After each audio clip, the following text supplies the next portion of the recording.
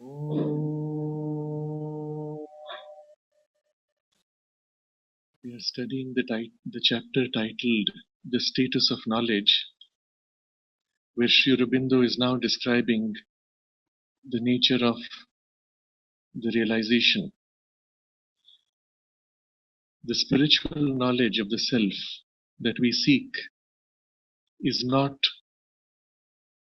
an intellectual conception, but a living experience.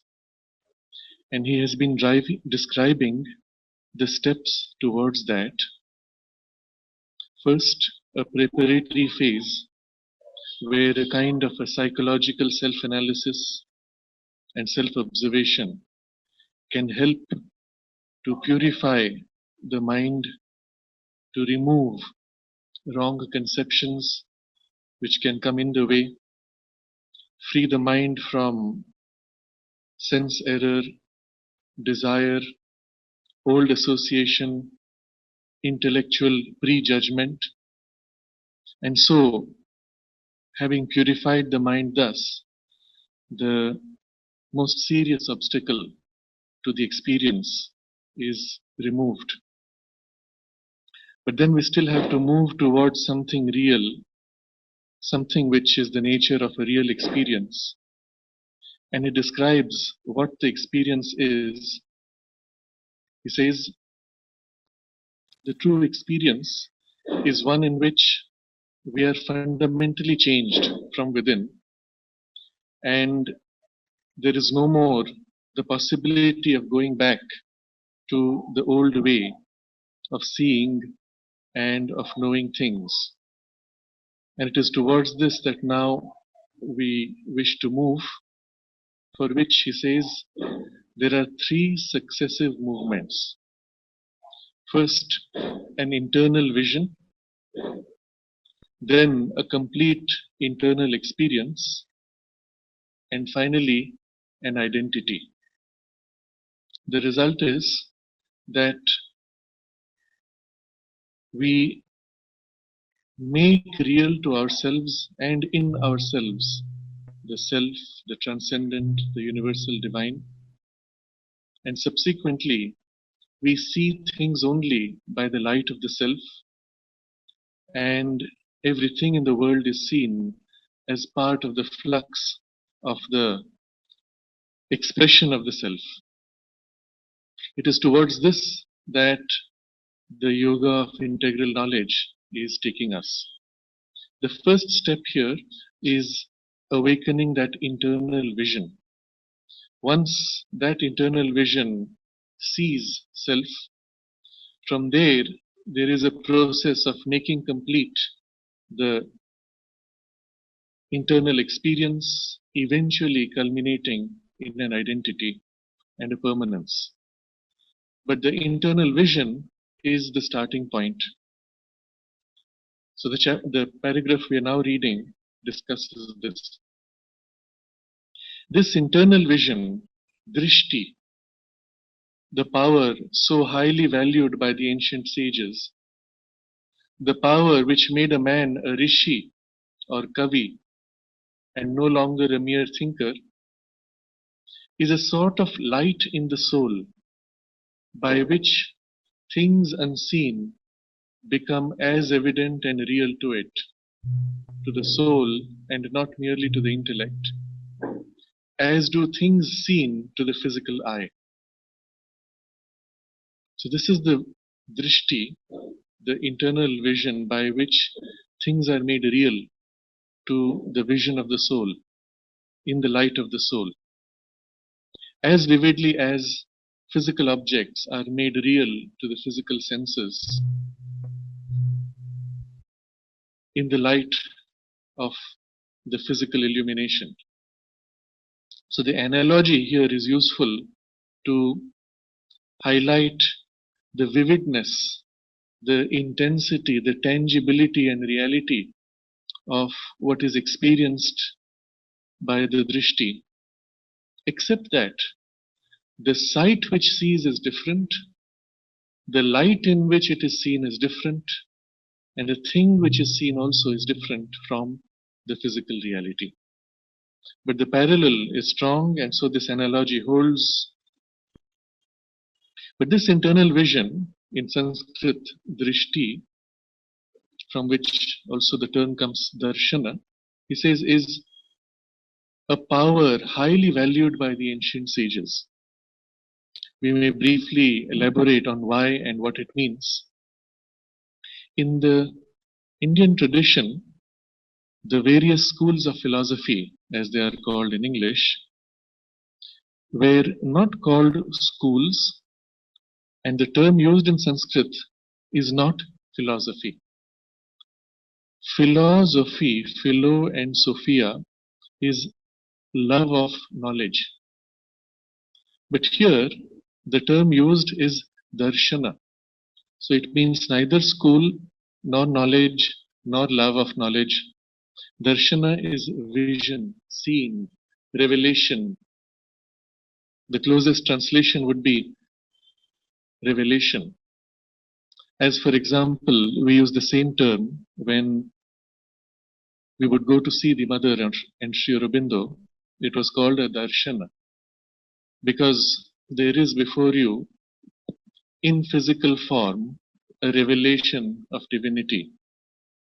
The nature of the revelation is profound, it penetrates deeply, changes us from within profoundly, and after that, everything is different. So the vision here is such, the darshana is such that the whole worldview changes in this revelation. So the word used to describe these traditional teachings, which today we will call schools of philosophy, is darshana because when you enter into that vision experience, your whole worldview is now recast. So there are traditionally in the categories 6 Shad Darshana, 6 visions, and including one which is the most material. It is looking at the whole universe from the most fundamental physical sense-based experience. And when it looks at the universe in this way, it says, who knows what happens after death? This body is all that we know, that we can experience. All the rest is speculation, unreal. And therefore the conclusion of this vision is that eat, drink and be merry, to use a modern phrase, but something to that effect. Spend your life, make the most of it, seize the moment, enjoy the senses, because after all, nobody really knows what happens after. And this is a valid darshana as a first step in human evolution. It is not the highest darshana though. The highest goes all the way to the perception of unity underlying all things, the non-dual experience, as we call it today, in which everything, the world including, is an expression of one divine consciousness. In between are many other darshanas, gradations, each taking you a step further and preparing you for that highest, which to the sense mind and the physical consciousness is too abstract. There is, though, one which we may call a seventh darshana. That is not the way it is articulated traditionally, though. And the seventh darshana would be one in which all these darshanas are seen in their right place, complementary to each other as viewpoints from different stations of consciousness in one complete reality. But this would be the vision from the experience of the self.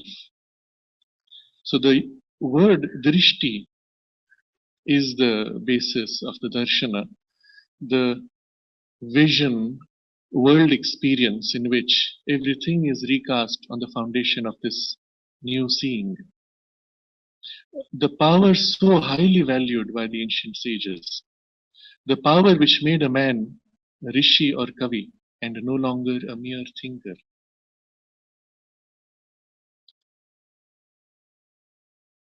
In the Isha Upanishad that we had been studying a couple of years ago, you will find the text which says Kavi, Manishi, Paribhu, the three gradations through which the divine manifests himself.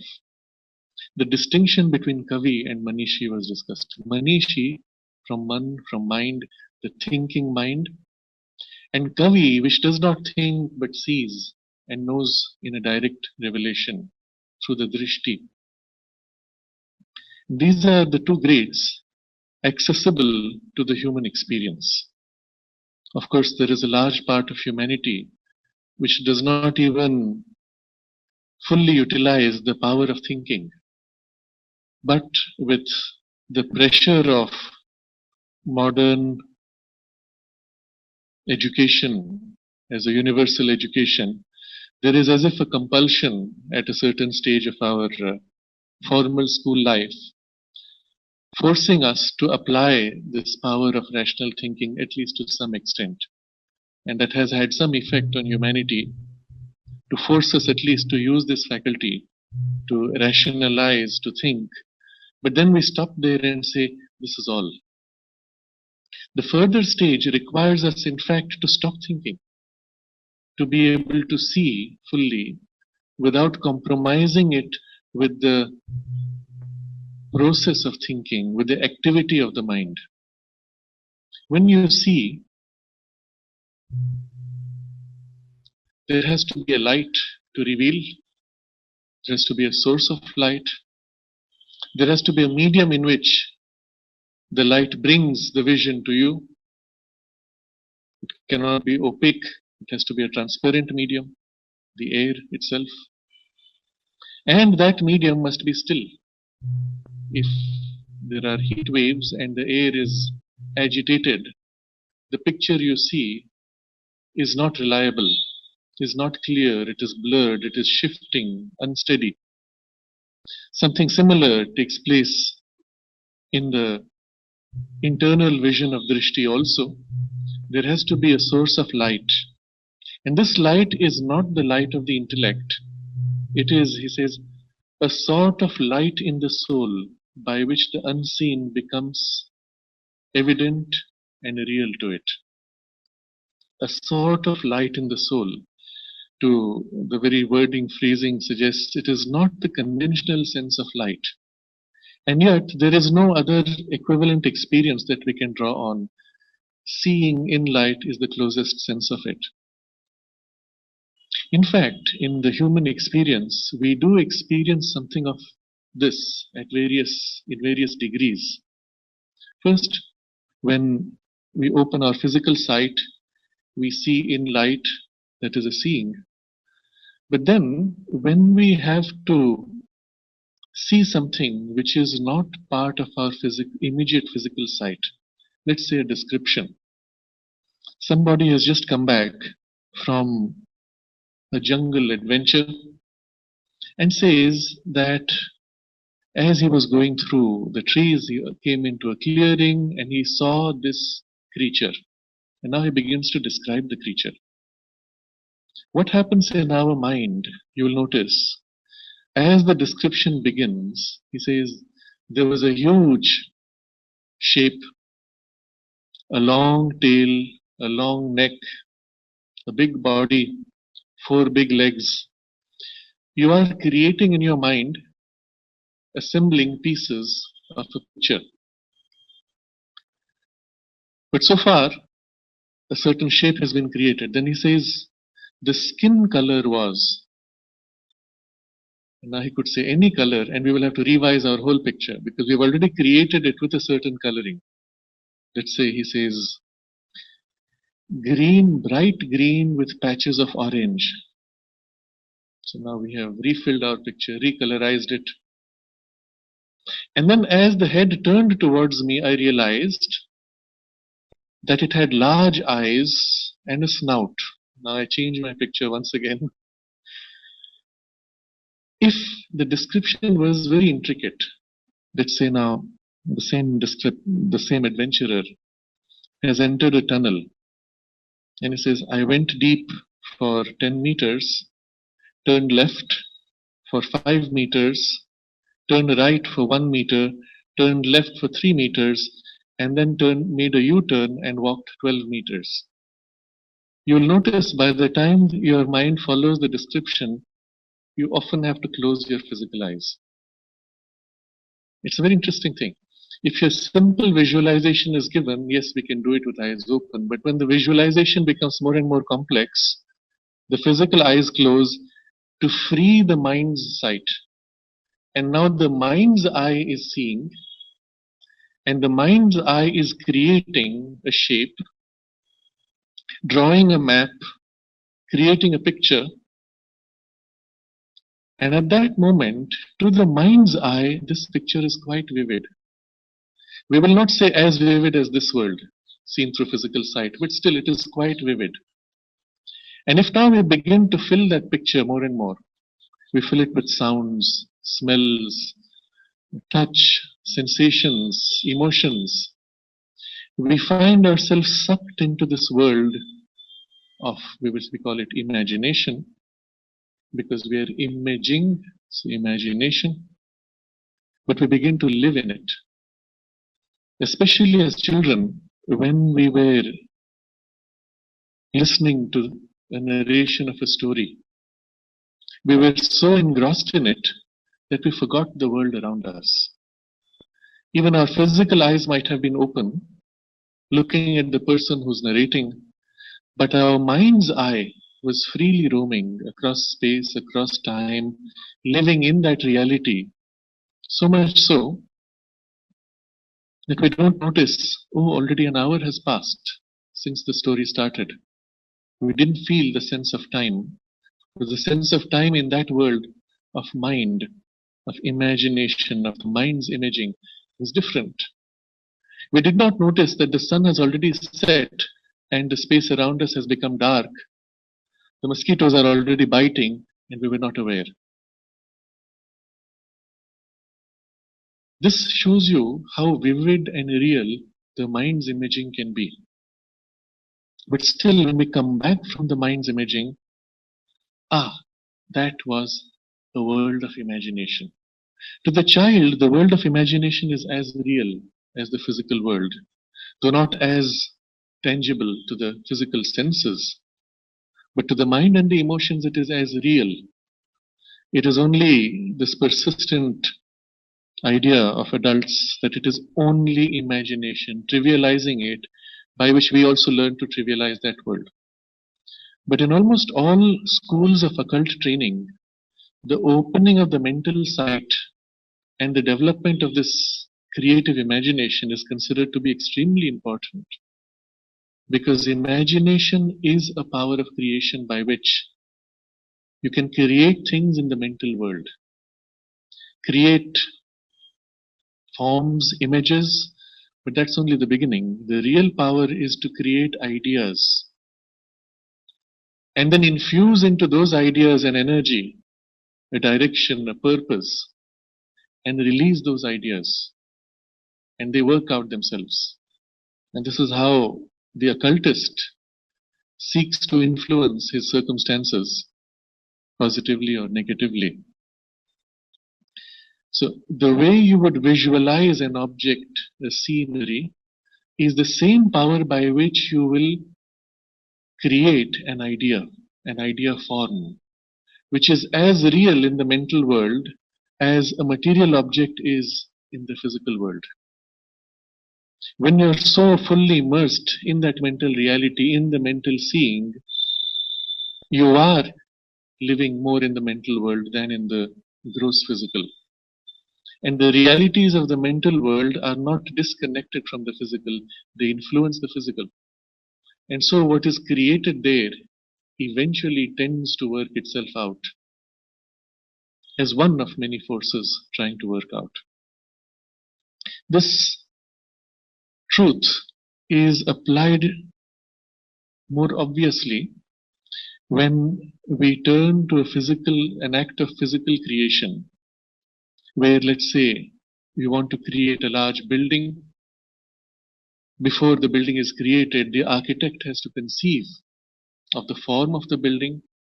He must go deep into its details and then eventually put it down on paper. Nowadays we use tools such as computer to help to assist in that visualization, even creating 3D images in the computer screen. But still, there has to be first a mental creation before it can be translated even in the computer screen and then onto paper. And then subsequently, there are those who follow with the physical substance material of bricks and mortar to lay it out along the framework already created by the mind. A good architect will not create only in the vacancy of his mind.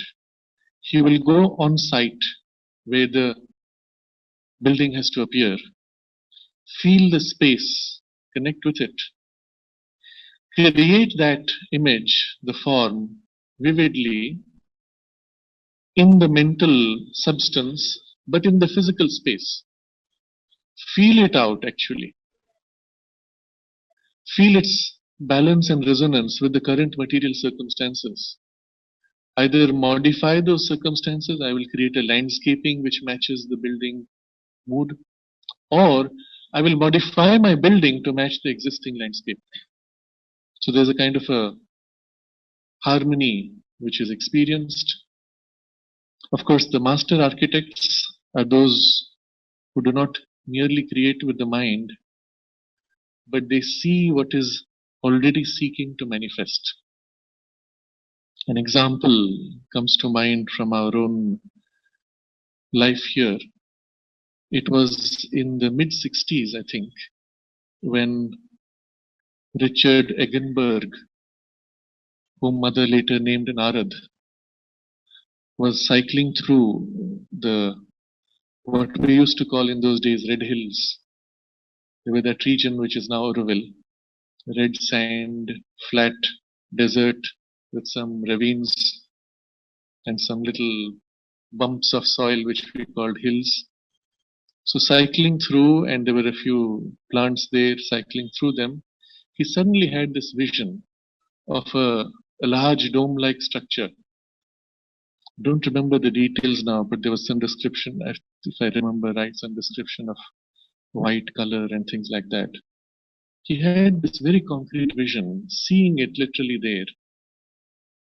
And then later when he asked about it to the mothers confirmed that yes, this is something which is in preparation. And only later she spoke of extensively of the Matri Mandir. Already in the subtle worlds, this reality was struggling to come into manifestation. A receptive mind there caught a glimpse of it. And it is that glimpse which is this power of the drishti. But when it was seen, it had already come to a level where it was accessible to the mind's eye and perhaps even to a subtler part of the physical senses. So he seemed to see it with the physical sight almost. So I'm describing here this layer of the mind's vision which is accessible already to us and by training can be further developed. But the true internal vision, the drishti, is a step further. So in the experience that we may have, well, let me put it as a practice. In the practice that one could follow, as in various occult traditions, we are taught to see with the mind's eye and form the reality and so on. But at some point, just as we shut the physical sight to look with the mind's eye, we can even close that sight and as if rise a step above to see more deeply in a consciousness which is more rarefied, more subtle. And it's as if something above that opens up, an eye above which opens. That's the kind of experience one tends to have in the beginning. And one notices that There is the sight of the physical eyes. You close it and you can still see with the physical eyes through the eyelids. You set that aside and you open the mind's eye, which sees in a very different way, in a different, more plastic substance. A painter, an artist, a creator must develop this sight. But when something enters it from above as an inspiration and forms itself in it, you sense that it came from a layer above still. The artist who wanted to put together something, express something, felt the image form, but if he or she is conscious, you will feel it coming from above. And it's as if you turn your attention to that layer, and there is as if corresponding to that layer a sight, a seeing, an awareness which feels it. And so one becomes aware of this third level of seeing. This is one way in which one can access to this kind of a seeing by a conscious process. Of course, the most direct way of awakening this is to withdraw from the physical senses, withdraw from the mind, go deep into the inner presence, perhaps in closeness with the divine presence or with the psychic presence, and in that awareness turn to look, to see the world. There is the sense of an illumination, a sort of light in the soul. He does not use of the soul. It is a light in the soul. It is an internal light in the very consciousness that it sees, it knows spontaneously, by which things unseen become as evident and real to it, as do things seen to the physical eye. So the power which made a man a rishi or kavi and no longer a mere thinker is the power of this sight, which allowed you to see the unseen things.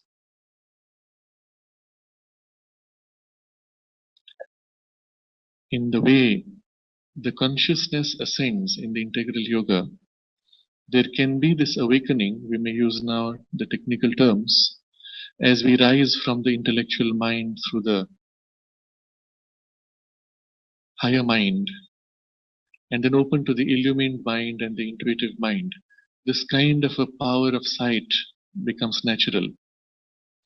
As we briefly touched upon last time, the higher mind also has thoughts, but they are large perspectives of thought, inclusive, always with the backdrop and reference of the self. But as we climb above that, in the illumined mind, the thought process itself subsides. There is only the seeing in the light of the self. And it is here we may say that the true character of the internal vision, the drishti, begins to awaken. But that becomes fully effective when we go further from the illumined mind to the intuitive mind, where not only you see, but you experience identity with what you see. But still, one can see these things as a continuity also. And it is this which makes a man a rishi or kavi. Now, the word kavi is loosely translated today as poet. But the true sense of kavi is the poet who sees and can articulate in a streaming inspiration. So it is the revelatory power of intuition which works in him, and he streams, manifests what he sees spontaneously. It's not a thought out vision. We have these things are highly valued in the yogic tradition. When a person is spontaneously inspired and recites a poem in perfect rhyme, rhythm, and meaning, translating that experience that he sees in that moment. Kapali Shastriyar was one such. So Sri Aurobindo translates even this word Rishi with a capital R, he translates as seer because he sees. So when this unseen becomes evident and real in that light in the soul, it becomes real to the soul, not necessarily to the mind or to the physical senses. So that's now the third dimension of this. Who sees? Who registers? And it is the part of in the soul consciousness that is registering. And if that part is at that moment sufficiently awakened, sufficiently conscious, sufficiently connected with the surface thinking mind, then the memory of what is seen is retained in the thinking mind. If that connection is not strong enough, but the part in the soul consciousness is awake, you have an experience, an exaltation, a vision, something deeply moved, leaves an imprint, vivid, intense. But as you return to the normal physical consciousness, the memory of it rapidly fades because there is no connection. What remains is the memory of its effect, but not the memory of the experience. So often this is the case when we have a dream experience in a state of deep sleep or perhaps in deep meditation, and the two could be equivalent. We have an intense, sometimes a spiritual experience. And as we come out of it, at the moment of transition to waking, we are still moved by the intensity of that experience. But then as we open our eyes and start moving the body, the consciousness rapidly shifts to the physical and the memory recedes, the intensity dulls, fades out, and we have only a memory of something intense, but the intensity is no more left. So it is this problem comes when the continuity between the inner state which sees and the outer state of the daily life memory is not connected. But there are also cases where that inner state is not sufficiently awake.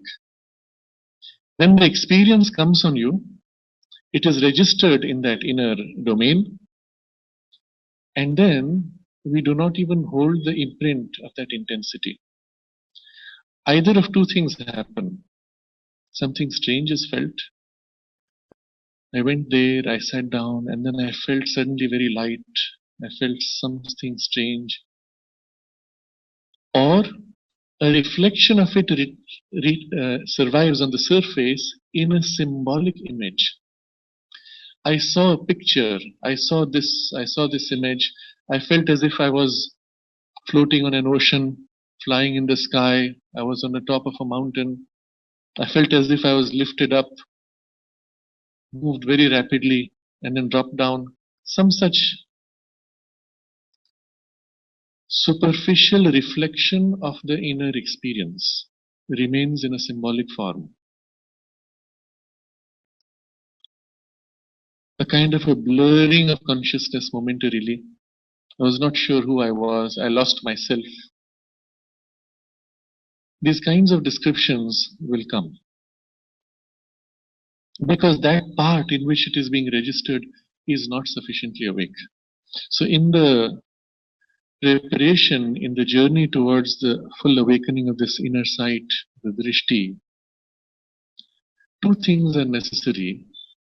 The awakening of those inner parts where the drishti takes place, in the consciousness of the soul, and soul is used here in a general sense, something of the inner, and the continuity of connection between that state and the surface consciousness. Both of these need to be developed. And this is where a regular practice of deep concentration or deep meditation becomes very useful. First, because we learn to go deep, to stay deep and familiarize ourselves with that deeper awareness. And especially because at first it is somewhat vague, unformed, the familiarity is extremely important. Then when something happens there or on that level, at least we are able to hold what is received. And then the second is in the frequent contact going in, coming out, let's say over weeks, perhaps even years, a connection forms from the regularity of the contact especially, so that now the memory of it and the effect of that experience can stay even in our full surface waking consciousness. So it is to the soul that things become real, things unseen are evident and real to it. And it is this inner consciousness which is seeing and registering. Now he takes the analogy from the physical world seeing and this inner sight. In the physical world, let me just read the whole sentence once again. So you see all the different facets that are involved in what is stated here. This internal vision, drishti, the power so highly valued by the ancient sages, the power which made a man a rishi or kavi and no longer a mere thinker, is a sort of light in the soul by which things unseen become as evident and real to it, to the soul and not merely to the intellect, as do things seen to the physical eye.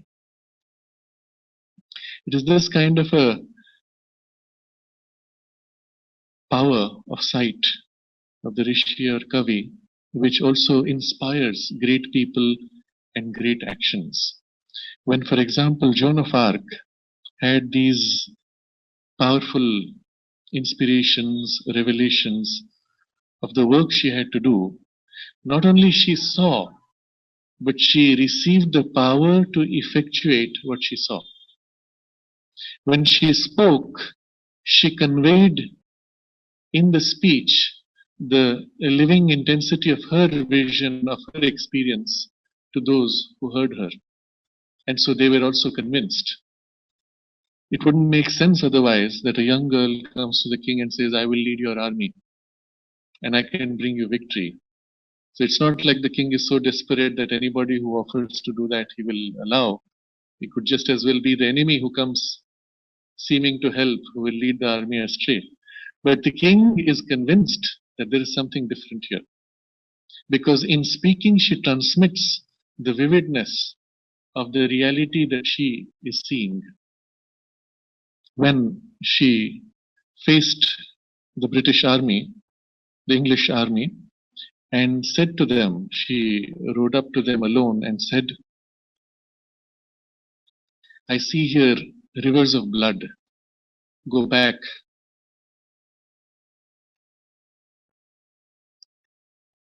People did not believe that a statement like this could have any effect. But the result was the entire army turned around and walked away. These are recorded facts. This power of drishti, because Sri Aurobindo uses this word, so highly valued, which makes a man a rishi or kavi, this exaltation that it gives you, the power to effectuate, to fulfill, is valued precisely because it has the power to change fate, to change destiny, and to change human circumstances, to break through, even in circumstances of crisis. And it is this vision and the power received in the vision. So this is the first sentence in this paragraph. Next he discusses the analogy with the physical world and the physical experience of knowledge. In the physical world, there are always two forms of knowledge, the direct and the indirect. He uses two words of Sanskrit now. Pratyaksha, of that which is present to the eyes, and paroksha, of that which is remote from and beyond our vision. If you look at the Sanskrit word itself, the meaning is very simple.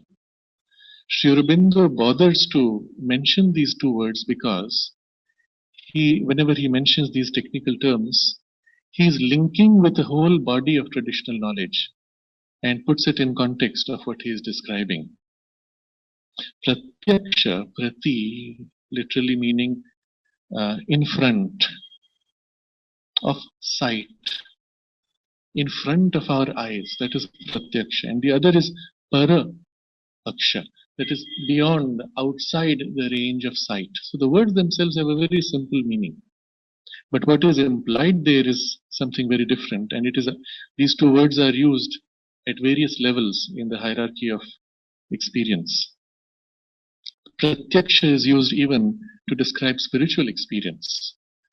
When you have the revelation of divinity before you, so pratyaksha, in front of your eyes. Of course, it may not be physical eyes, it may be the inner seeing, the soul's sight. But in front of the soul's sight is also pratyaksha. Whereas paroksha is that which is beyond, which is outside the domain of the current sight. So the two words are very important in conventional traditional philosophy and yogic experience. So Sri Aurobindo is just making that connection. When the object is beyond our vision, we are necessarily obliged to arrive at an idea of it by inference, imagination, analogy, by hearing descriptions of others who have seen it, or by studying pictorial or other representations of it, if these are available. So these are the 5 devices by which we can arrive at some sense of what it is.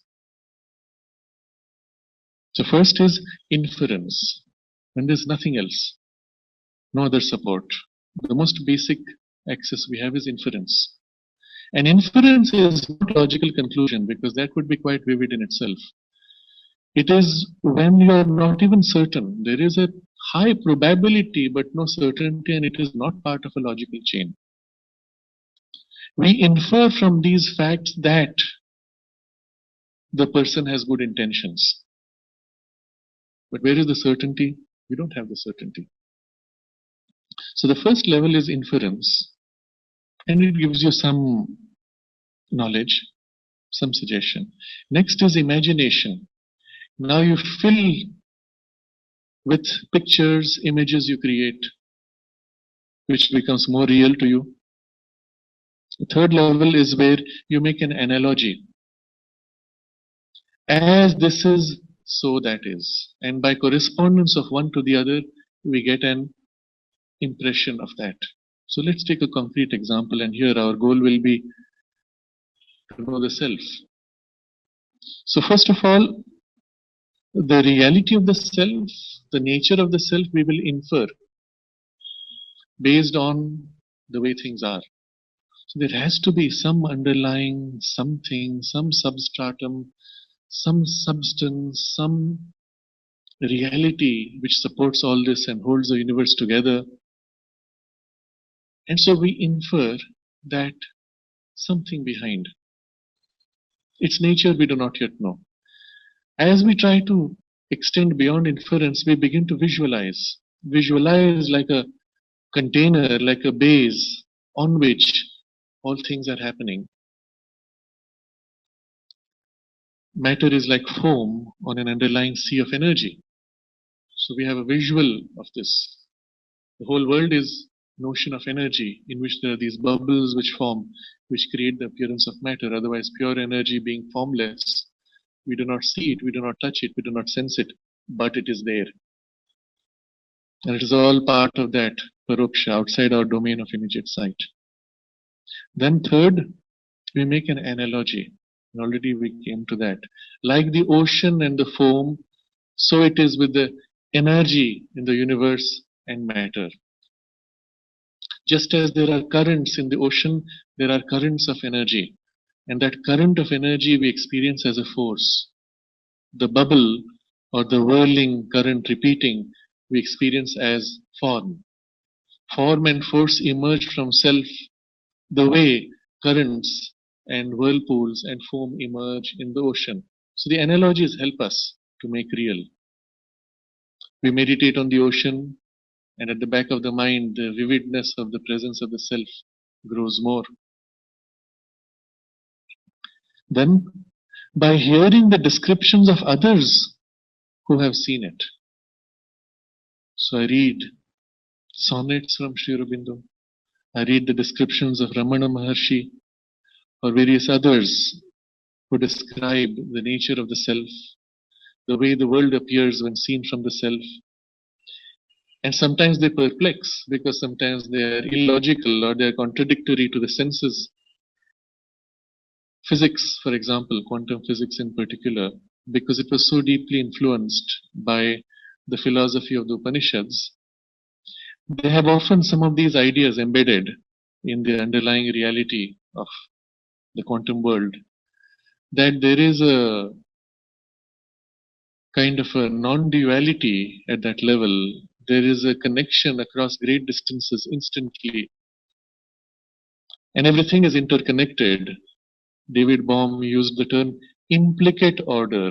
Underlying behind implied is a kind of an order which holds all this chaos together. And so we read of these things. To the physical senses, they appear contradictory. The particle is a wave and a particle at the same time. It doesn't make sense. An object is in several places at the same time. It doesn't make sense. But something at the back feels, okay, there's something, it's not even imagination as a visual physical imagination, but something behind even the imagination, which feels something. So you hear these descriptions, and then somebody makes images, studying pictorial or other representations of it, if these are available. So when speaking of worlds and subtle worlds, you will find traditionally the descriptions of worlds as layers. There's the physical world, vital world, mental world, and so you make all these gradations. You draw a chart, you make a hierarchy. Okay, that makes sense. But does this correspond to that reality? Not quite. It's a representation of it. By putting together all these aids, we can indeed arrive at a more or less adequate idea or suggestive image of the object, but we do not realize the thing itself. It is not yet to us the grasped reality, but only our conceptual representation of a reality. So our mind has been forming pictures, and we have made this a reality. So going back to the example earlier of this adventurer who has gone into the jungle and he's now describing this creature that he saw. And as he is describing, the imagination kicks in, the analogies are, he says, it made a sound like the roar of a tiger, but it was higher pitched. Now you see how the analogy allows you to form a more concrete idea. Hearing descriptions and then making a representation. He draws a picture or takes a photo. If he's lucky, he has a camera, he has brought a photo, and I look at the photo. But even when I've seen a photograph of a dinosaur, I've still not met the dinosaur. I've seen the photo of a lion, I have not met a lion. I still don't know what a lion is like. We have something else which happens though. When we watch a movie and the lion is seen in the movie, moving around, roaring, something happens in the same way as when the narration took us into a different world. A part of our consciousness disengages from this physical body, enters the movie world, and experiences it vividly. And a subtle part in us, and these are powers of the inner sight, inner sense, actually perceives and feels a connection with the lion, but still dimly. But when we stand in front of a real lion, you smell its breath, you feel the power that radiates from its body, and it looks you straight into the eyes. It's like something hits you deep inside, it shakes you viscerally and changes you at that moment. After that, spontaneously, your relationship with the lion is changed. You have this deep respect. You know it as a being of power, of majesty. worthy of respect. Its kingliness has actually conquered you in the real contact. But till then, we are putting together and we are trying to get the closest grasping of that reality. But once we have seen it with the eyes, for no other sense is adequate, we possess, we realize. And he says no other sense is adequate. Think about it. You can hear the roar of a lion behind the trees. It's not the same thing. You can smell its breath if you're downwind from it. You can see its footmarks, but you'll still not know it until you see it with the eyes. So there's something special to the vision.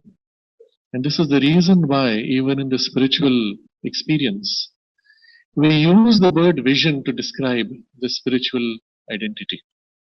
We do not say, I heard the self, I heard the divine presence, I saw, I felt. But the saw first, felt second. One can also, of course, hear. One can hear the silence. One can hear the silence with a capital S, not merely absence of noise, but something profound that fills the physical silence. And then, when it becomes concrete, we still see and feel. So there's something to this sense which is special, which no other has.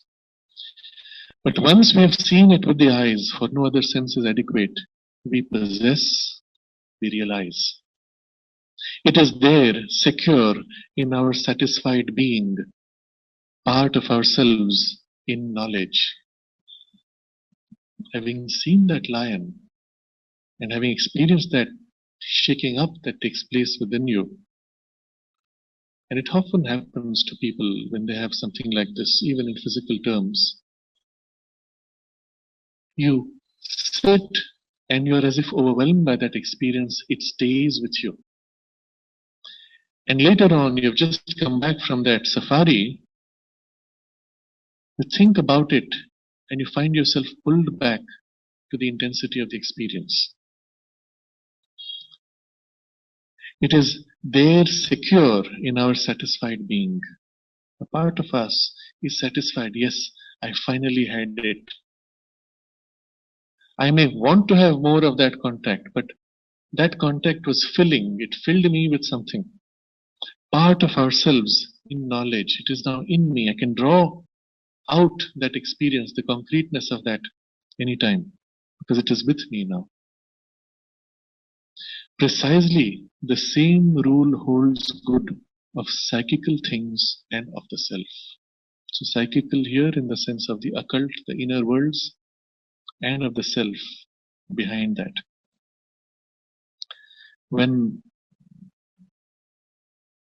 people speak of seeing the Himalayas, for example, it is a similar experience. You have seen photos, you have seen videos, but nothing compares with standing before that enormousness, that majesty, and that power.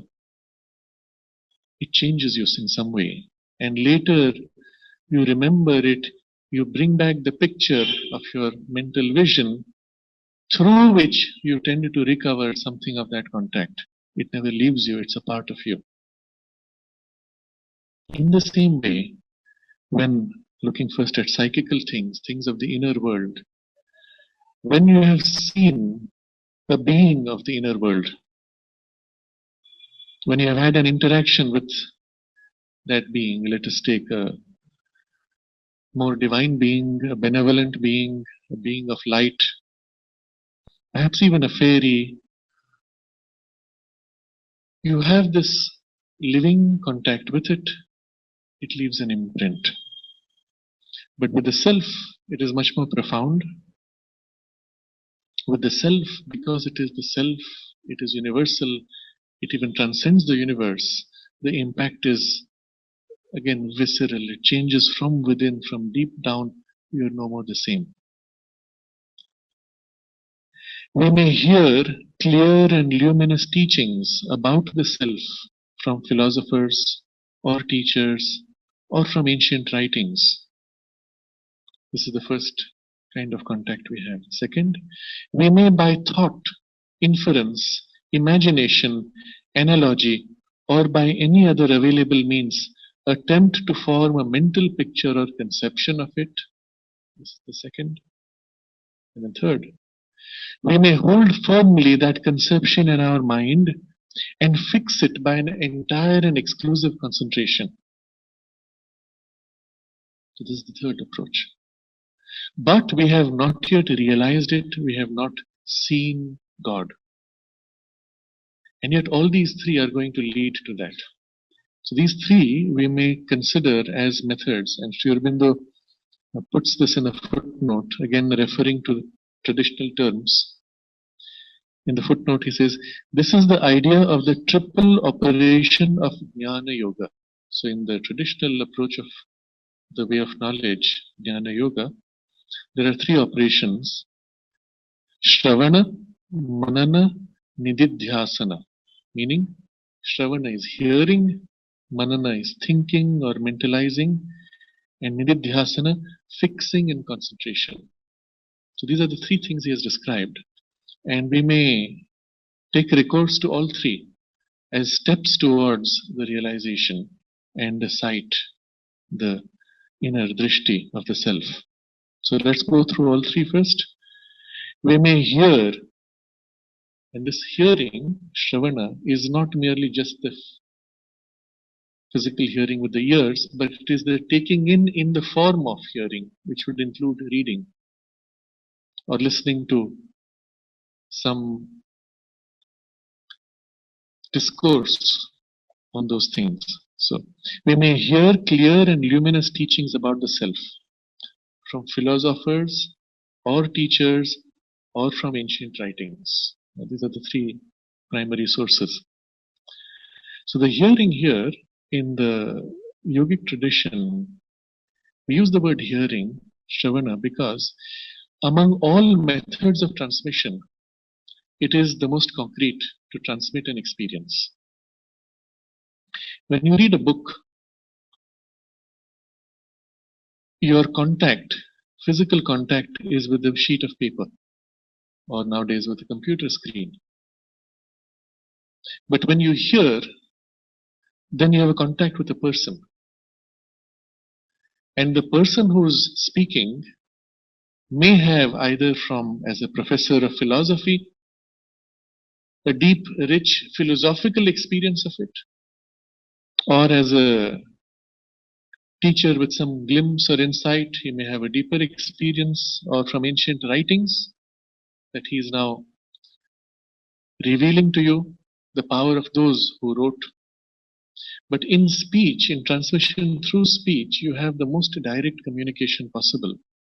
And this is the reason why a distinction was always made traditionally between two kinds of knowledge. The conventional Shastra, manual or science, could be transmitted by writing and reading. But the knowledge of the Veda, and Veda here meaning spiritual knowledge, which is experiential knowledge, had to be only by oral teaching. So of course many of the modern scholars will say, oh, they didn't have writing. That's not true. They had writing. But the condition was that by transmitting in speech, you transmit the power of the communication and the experience. In writing, you dilute and you lose something. Even here in the ashram, when Sri Aurobindo wrote, there was something more which used to be done, which is not at least consciously done now. The mother had asked in the early days of the ashram press that whenever Sri Aurobindo's books were published here, all the books were to be brought to her room. She would be called there, she would stand in concentration, and she explained that she brought a special force of consciousness on those books, in those books, that the person handling those books and reading it would come in direct contact with Sri Aurobindo's consciousness and receive the knowledge as directly as possible. And then later she complained to I was told this by one of the persons working later, who became later the head of the press, Robi Ganguly. He has passed away now. He said later she complained to him that I had asked for all the books to be brought. Nowadays they just bring one book and they don't bring the rest because they think that I'm asking for something silly. She didn't insist. It was a loss to humanity when humanity chose not to bring those books to her. She made a similar observation of the room in the ashram, which is known as the reading room.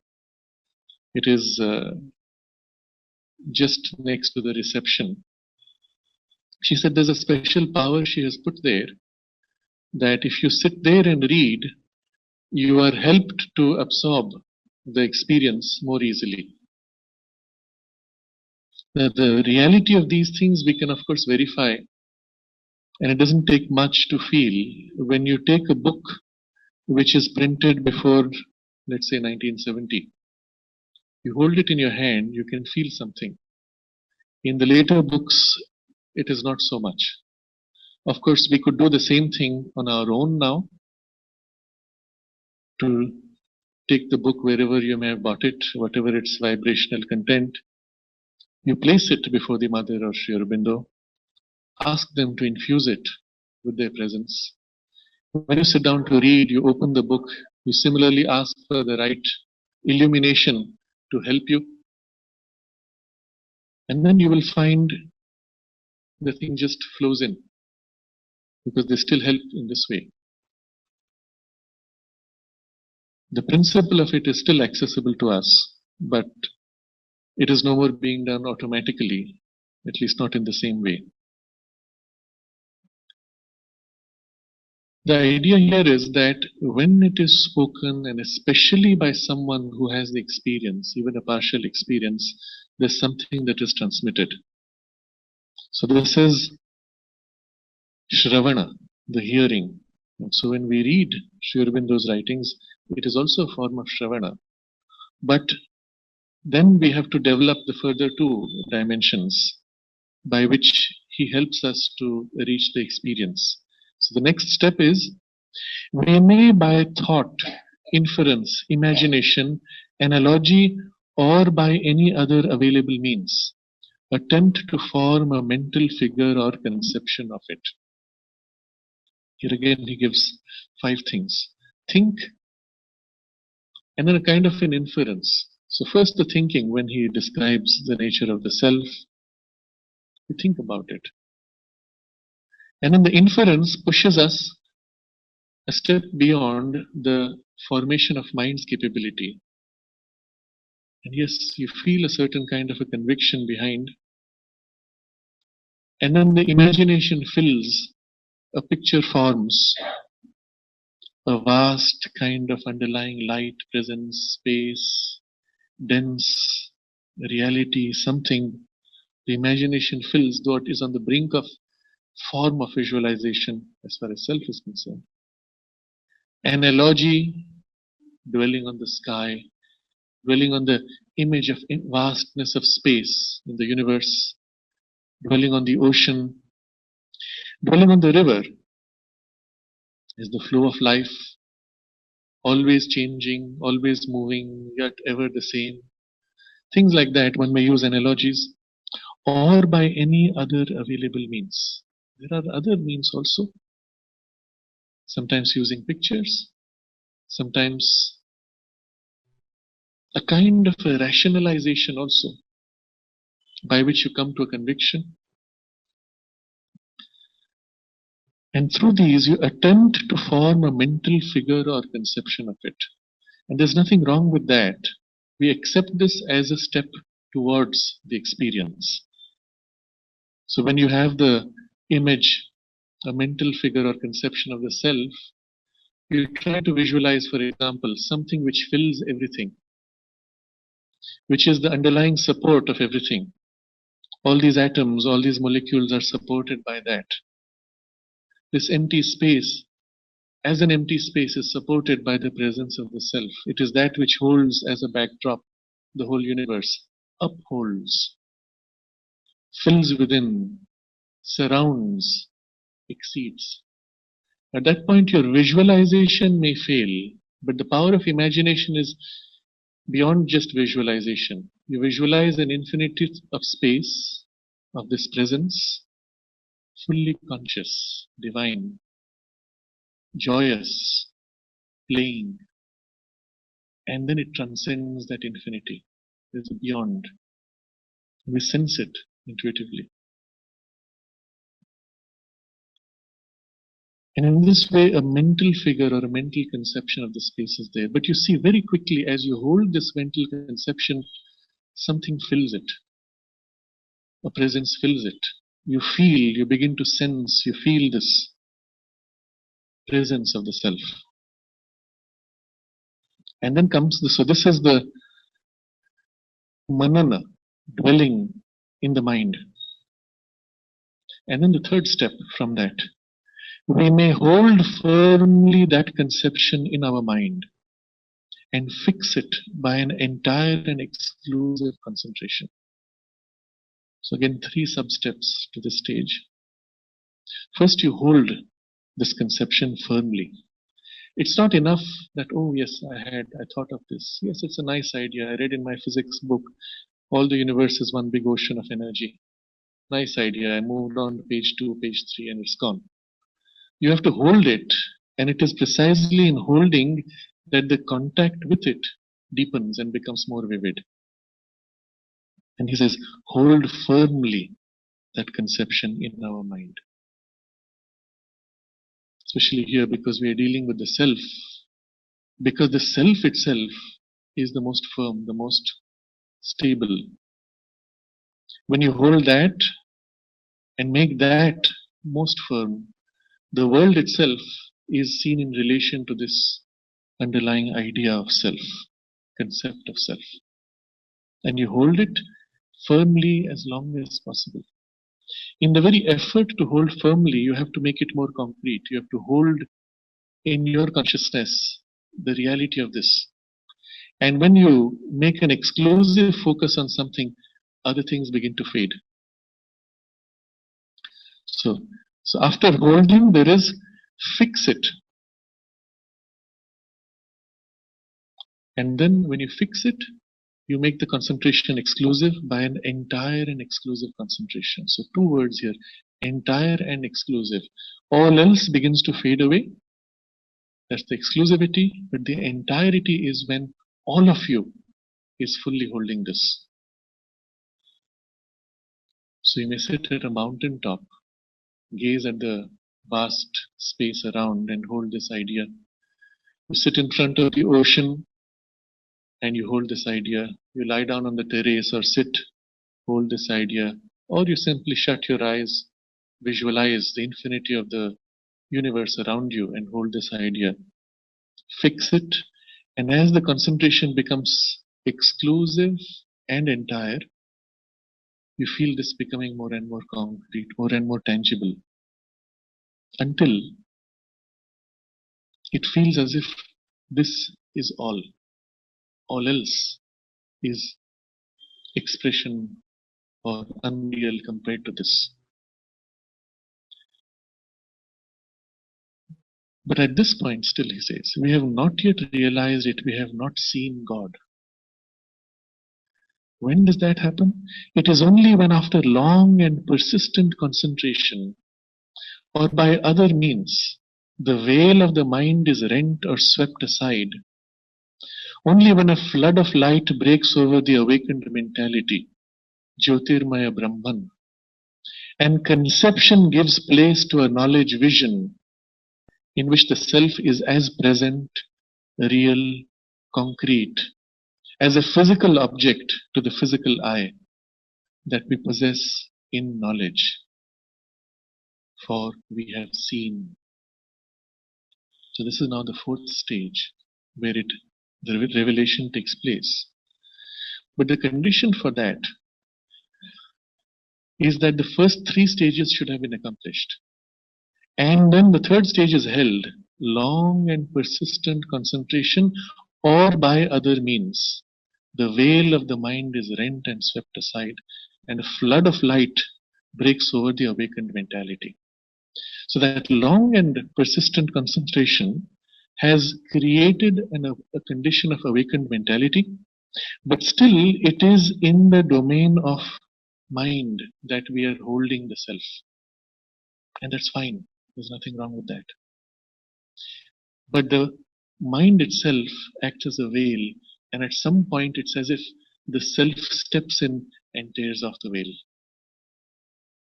You will remember Sri Aurobindo describes how at the age of 12, when he was reading the texts of the Upanishads, and I believe it was the Isha Upanishad, he said he had the realization, the mental realization of Brahman. And it is this that we've been describing earlier. In the mental consciousness, you see, you feel the conviction of the self, the Brahman, it is real to you. But still, the seeing consciousness is mind, and it is in mind that you feel the imprint of the self, not yet self in itself. And that's fine. From here, the next step happens not by our effort, but by the stepping in of that.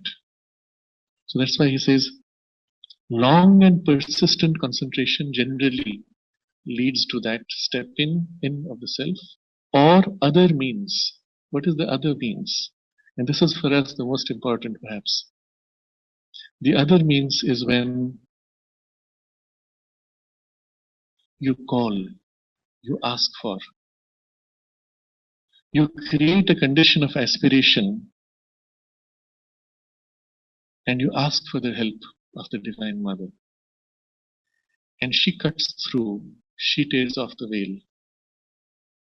as an act of grace and gives it to you instantly, rapidly, or as much as you are capable of receiving at that point, according to the readiness which has been prepared.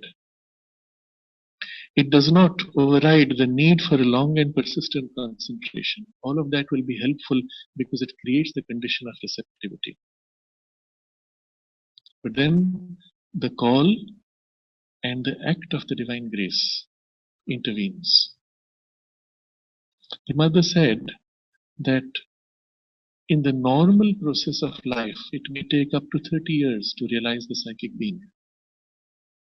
But here, special circumstances are created in which you can have the realization within, I think she said, 9 months. What is it that's different? Here, a certain concreteness, a materialization of the spiritual vibration has been created. There is an aura around the space centered on the ashram. A similar vibration centered around the Matri Mandir, in which, because of the density of that vibration, it is almost easy to access through the senses to turn to the spiritual. But still, this preparatory base makes possible the reception of what is given. And then, most importantly, there is the living presence with whom you have a living relationship as a child to its mother. And you have the right to ask. And the mother's love and the mother's compassion and grace always responds because she is a mother. The nature of the response may not always be as we demand or expect, but the response is always there as best necessary for us. And sometimes, even in her indulgence, she may give what we demand, and we may regret later and say, Mother, take it back. But generally, she gives that for which we are most ready, and gradually helps us to enter more and more completely in the experience. But this veil of mind on which the self experience was reflected, now the veil is rent and you meet directly. Sakshat, Pratyaksha, in form, with eyes, of course, with the inner sight. A flood of light breaks over the awakened mentality. This is Jyotirmaya Brahman. He uses this term. It is Brahman in its revelatory illumination, the light of Brahman, light of self. And conception gives place to a knowledge vision in which the self is as present, real, concrete, as a physical object to the physical eye. Now, again, he's using three words which describe degrees. Rarely does it happen that you have this sudden flooding in and concreteness. Generally, and especially with this yoga, the experience is graded, becoming more and more concrete. So at first, these three words are indicative of the stages: present, real, concrete. So at first it is a presence. You feel the presence of the self. And it becomes more and more real. Until it becomes more real than the things which you see and feel and touch and think. And then it becomes concrete, where you actually feel as if you're touching it. The self is substance, concrete, real, against which the physical density is like a foam, like a superficial image, like a image, a projected picture on the surface of this dense presence. So first, presence, which gives place to a knowledge vision in which the self is present, real, concrete. And these are in degrees through which it grows. As a physical object to the physical eye. It is only then that we possess in knowledge, for we have seen. After that revelation, whatever fadings of the light, whatever periods of darkness may afflict the soul, it can never irretrievably lose what it has once held. So even as now, when we meditate on the self, led by these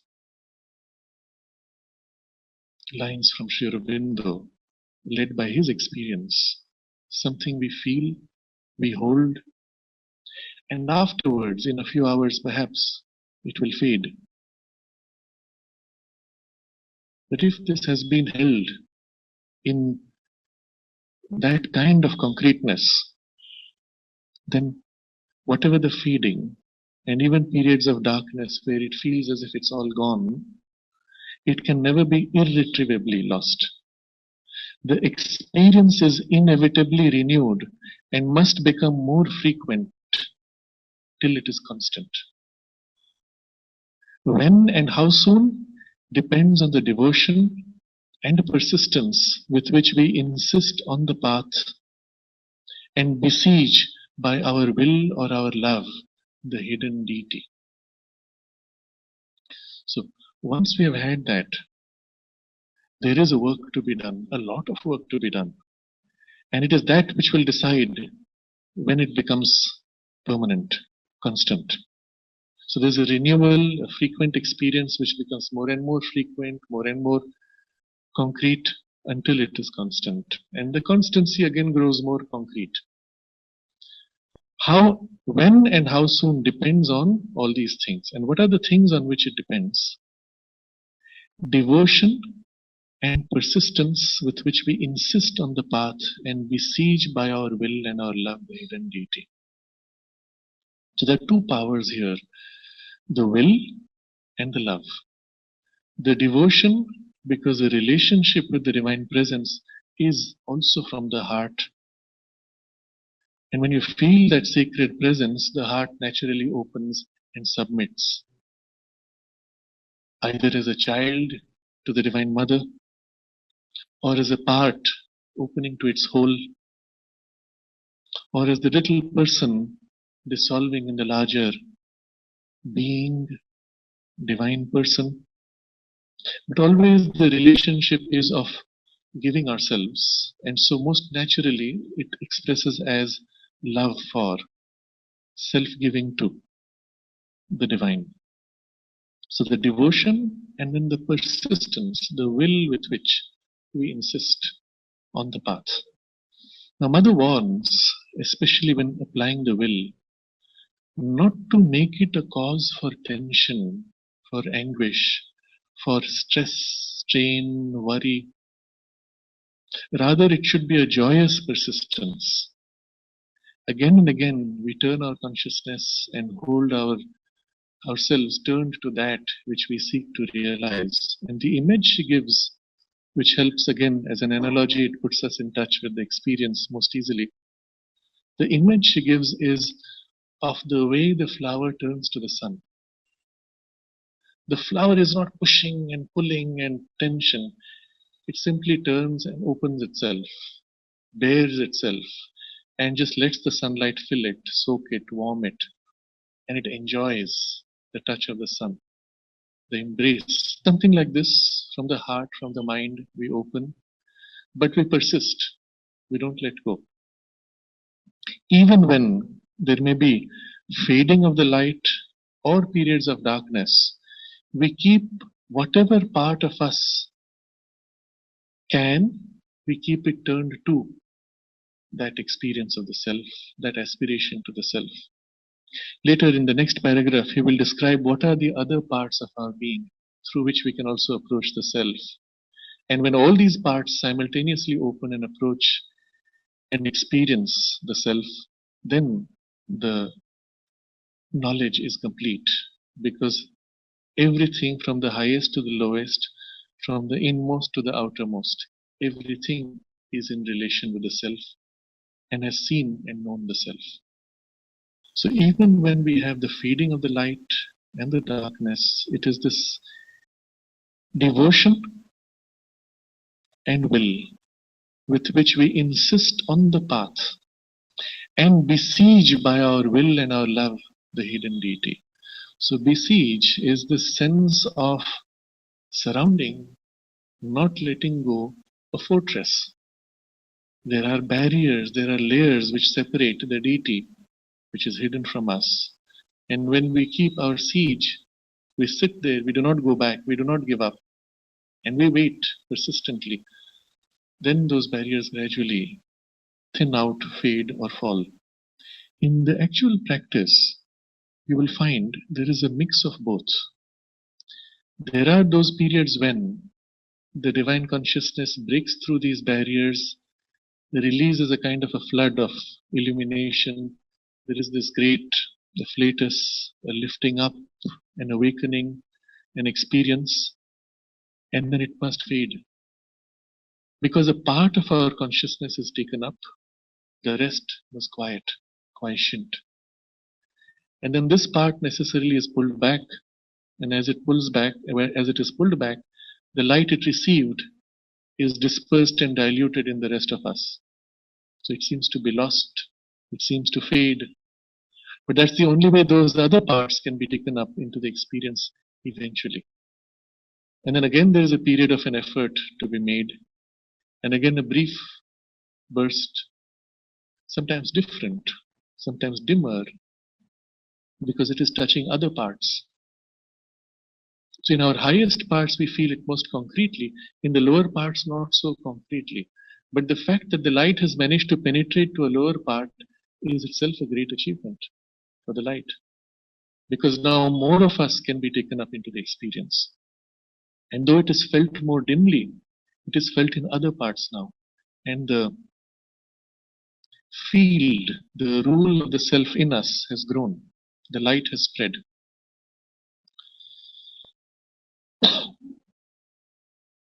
So we reread this last part.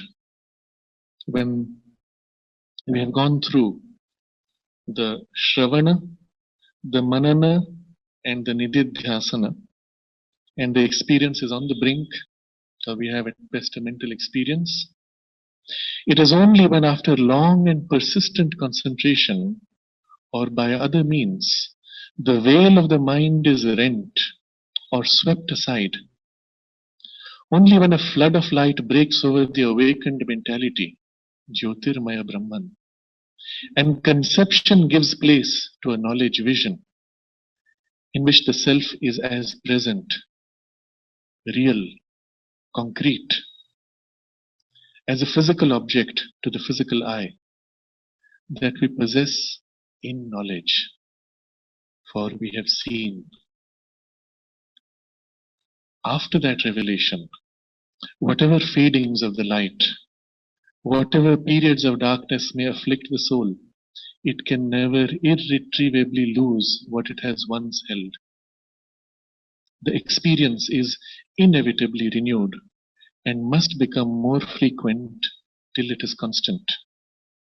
When and how soon depends on the devotion and persistence with which we insist on the path and besiege by our will or our love the hidden deity. There are two words he has used in the removing of the veil of the mind. He says, the veil of the mind is rent or swept aside. More often than not, one of these takes place. When the veil of the mind is swept aside, it is permanent. When it is rent, there's a tear, something comes through, it closes eventually, and afterwards the experience is lost. So in the beginning, the veil of the mind is rent, it heals, it's rent again, it heals. After a while, the wound never goes away. The light can always leak through. Eventually, it is dissolved completely. But rarely it can happen, and Sri Aurobindo always captures all the possibilities, that it is suddenly swept aside and you're there.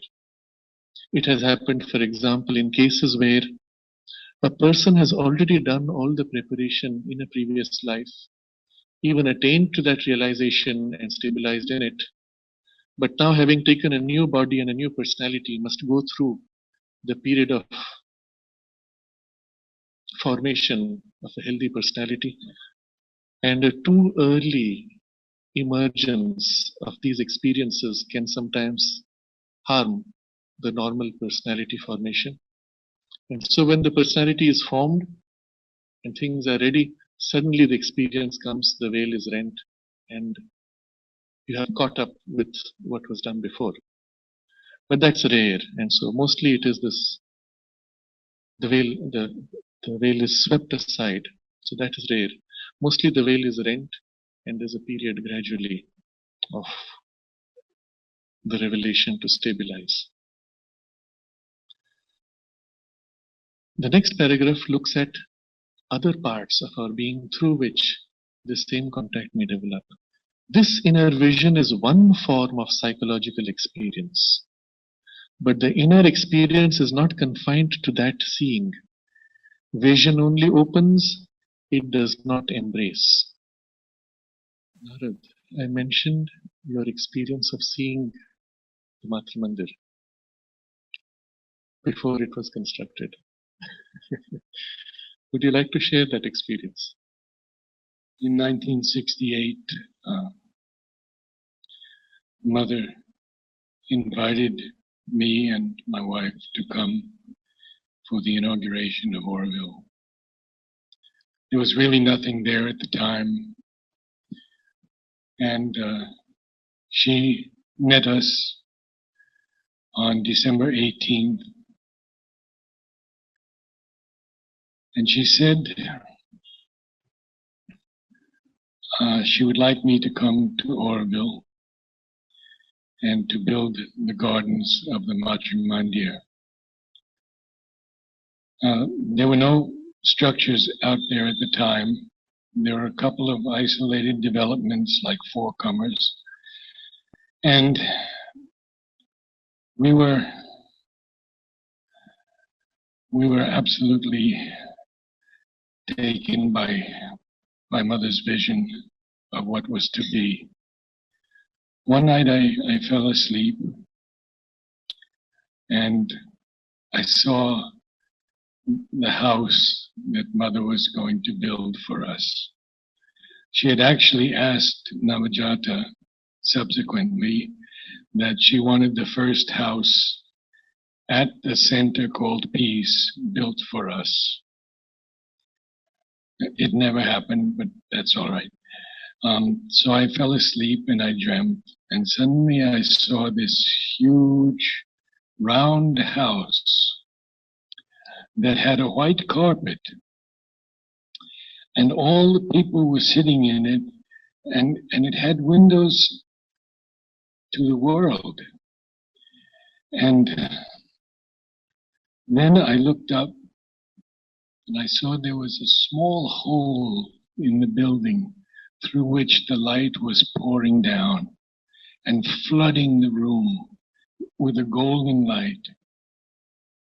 I never told it to anyone except recently. And of course, then I realized eventually that it was the Matra Mandir. And the Matra Mandir is our home. So when Sri Aurobindo uses the word soul in this case, he means generally the sense of the person, the center of our personality. But this soul may not be the deepest. So in Sri Aurobindo's terminology, there are three souls. There is the surface person, the desired soul, I, defined by my bundle of desires. There is the inner soul, which is when I turn in and I feel deeper aspirations, deeper values, and all the good and beautiful things which we would want to express in life, which we feel we are, the more true person. But that is still a part of the personality. And then there is the inmost soul, which is the true soul, the psychic being, because that's the only part which is immortal. All the rest is taken up as the machinery of nature, the bundle of personality habits, which could be discarded, modified, etc. But this is the true soul. So in this text, he's not making those distinctions. It is where we are as a person, the center of our being as it is now, whatever that is. And of course, when we speak of the light of the soul, we're speaking of the inner light or the inmost psychic being and its light. But even if it is not the psychic being, it is an inner light and inner illumination in which this drishti takes place.